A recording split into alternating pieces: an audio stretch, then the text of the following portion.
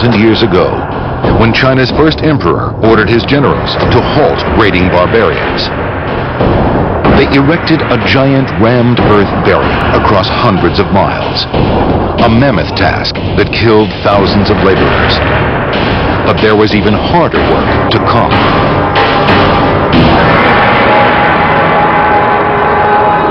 The Gobi Desert in western China. One of the toughest places imaginable for mankind's biggest construction project.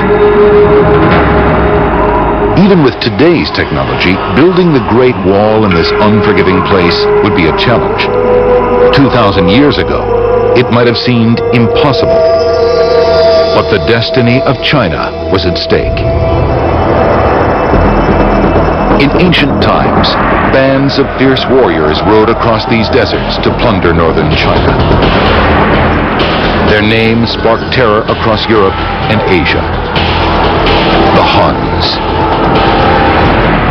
When they reached the wall, built by China's first emperor, they found it almost undefended, so they simply went around it. To make matters worse, China was ruled by a new dynasty, the Han.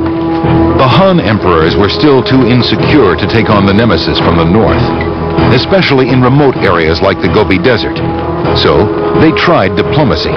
They used a combination of marriage alliances, tribute and trade relationships, and other soft measures to ameliorate the threat, and simply bribing and buying them off. Buying time for China to grow stronger. In 140 BC, China's moment arrives. A different sort of man becomes emperor. Han Wudi intends to fight the Huns and win. He embraced martial culture, developed cavalry commanders who were comfortable in fighting nomadic style and could carry the campaign to the steppe. As he prepares to attack the Huns, Han Wudi also boosts his defenses. He orders his engineers to rebuild the first emperor's wall, a simple task where they can ram the earth into a solid mass.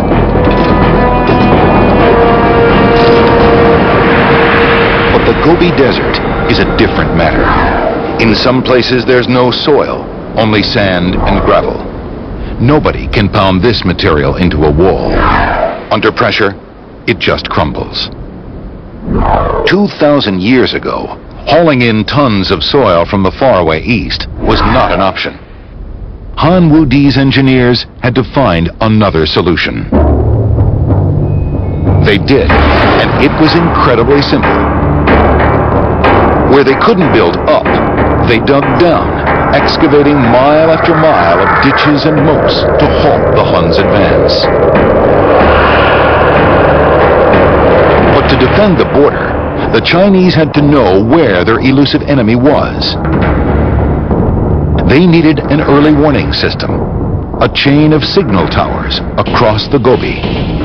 But how could they build 30-foot towers when all they had was crumbling sand and gravel? As it turned out, they had something much stronger. Han Wudi's engineers found that if they reinforced their sand and gravel towers with layers of reeds, they'd hold together. Engineers use the same technique today, but instead of reeds, they reinforce their concrete buildings with metal rods called rebar. The smoke signals carried information much faster than a messenger on horseback. Burning wolf dung produced the tallest and straightest columns of smoke. Different colors and amounts of smoke signaled whether the threat was from a small raiding party or a massive invasion force.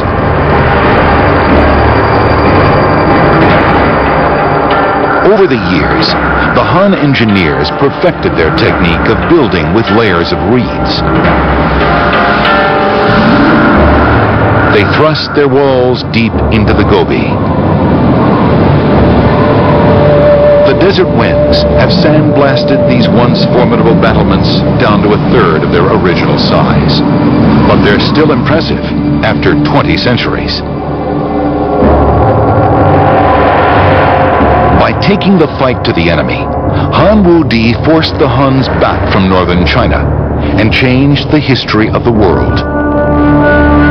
For the first time, merchant caravans could travel safely between Asia and the West, along the fabled Silk Route, all the way to Rome. But the Han raiders were never far away. Emperor Wu Di knew he'd need to protect the vital oases along the Silk Route. That meant building a fortress in the middle of nowhere at Yumenguan, China's new western gateway. Han Wu Di's engineers would have to erect an invasion-proof fortress. The only building material was the soft clay blown south from Mongolia. It was a challenge that pushed their ancient rammed earth building system to the limit.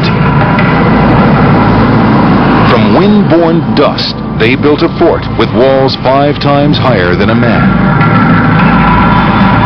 Strong enough to still be guarding the Yumen Pass after 2,000 years. Still battling the desert, the wind, and time.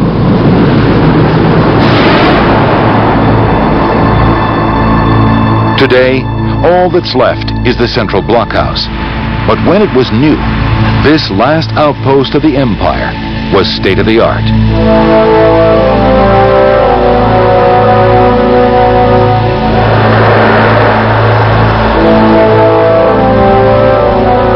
As its first line of defense, the Chinese developed a clever alarm system, a ditch filled with fine sand just outside the walls. Anyone sneaking up on the fort at night would leave telltale footprints. Emperor Han Wu Di built more than 600 miles of wall to protect the Silk Route. His troops pounded the Huns for 30 years, leaving them badly weakened. More than 1,000 years later, a much deadlier enemy would mass its armies before the Great Wall. But this would be the greatest of all the Great Walls, a masterpiece of military engineering, the mightiest fortifications ever seen on Earth.